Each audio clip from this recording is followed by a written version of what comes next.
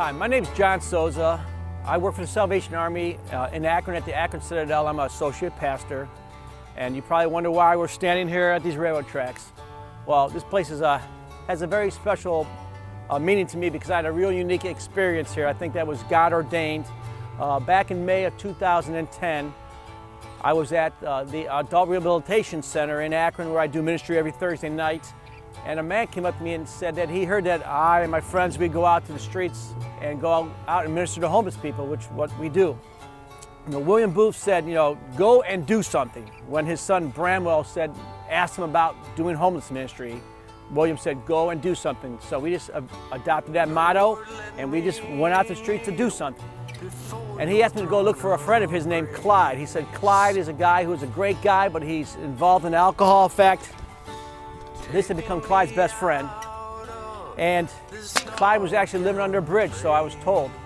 So it happens the next night, my team and I, we went out to the streets to do ministry, and we happened to come down to the railroad tracks right close to here. So I decided to just kind of cut up into the woods to see what was up there. And as I went up there, I looked down the hill, and this other set of tracks, there were 4 guys sitting on the middle of the tracks consuming alcohol. I was homeless, and I was living on the street, and I'm an alcoholic, and I was panhandling and living in a tent on the railroad tracks here in Akron. And lo and behold, one day I had made about $30 and went to get my usual Johnny Cash breakfast, which was a few 24-ouncers, which led to even more alcohol. And I had passed out on some railroad tracks, and I awoke to somebody yelling, "Hey buddy, are you all right?" And I announced myself. I said, "Hey, I'm with the Salvation Army. Are you guys hungry?" And they said, "Yeah." And also we heard this whistle of the train. And the guy started to scramble to get off the tracks except for the one guy. He was overweight and he was so drunk he was just sitting on the tracks and he's trying to gather his beer because that was his only prized possession. And the train was getting closer and closer. The horn was getting louder and louder. And I'm yelling, "Get him off the tracks, get him off the tracks." And his friends finally got him and pulled the guy off the tracks.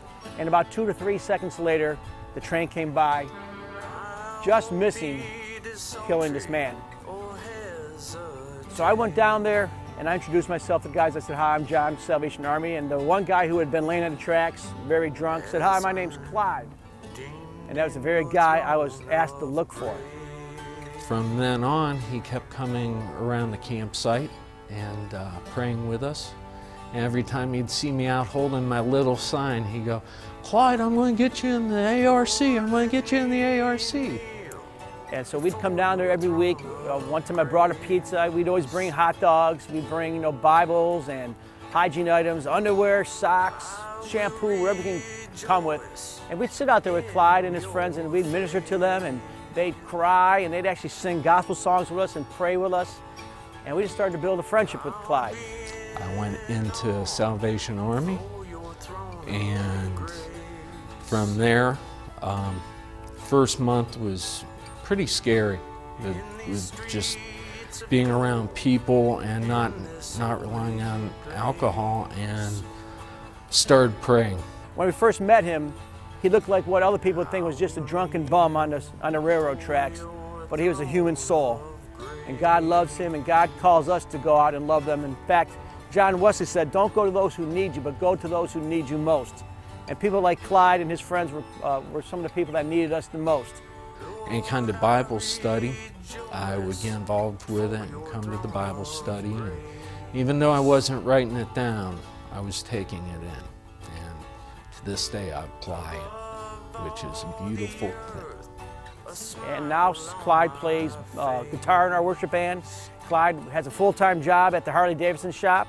He now has a girlfriend. For the people going through it right now, have faith. Don't hold it in. Don't hold it in. Tell somebody.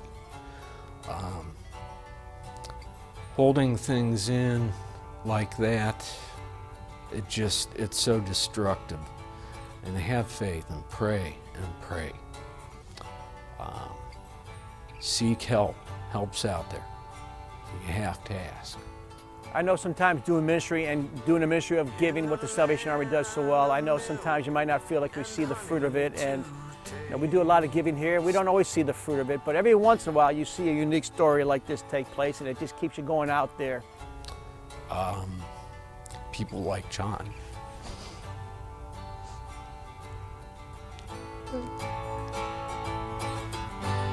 I will dance before your throne of grace.